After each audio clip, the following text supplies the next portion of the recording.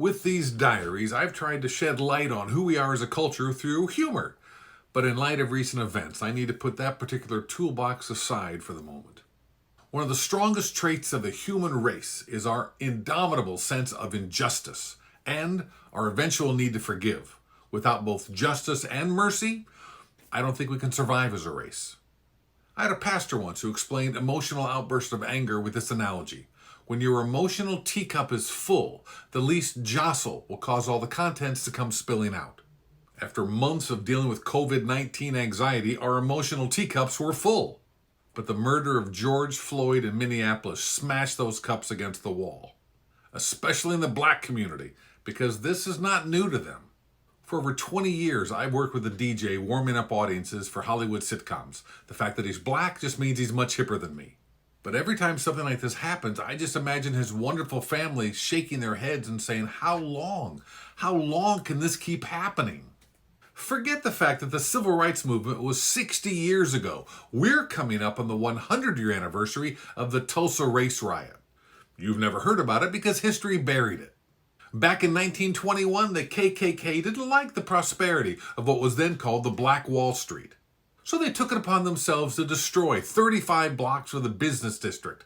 Hundreds of people were killed. Thousands of people lost their jobs and their homes. How long?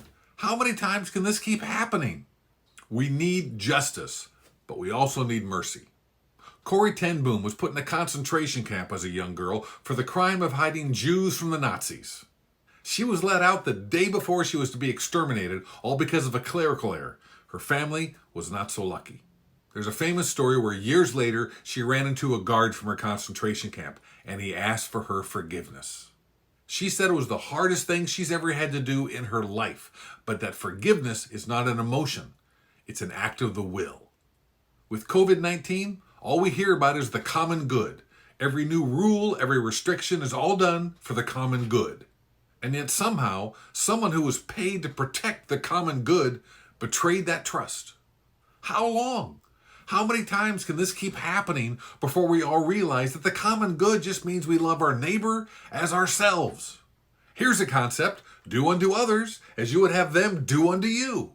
We all have a choice to either follow our base impulses or to rise up every day and follow the better angels of our nature. Here's hoping that our better angels prevail, or this crap is going to keep on happening. And if we don't start extending grace to our fellow man on a daily basis, we're all going to spend the rest of our lives asking, how long?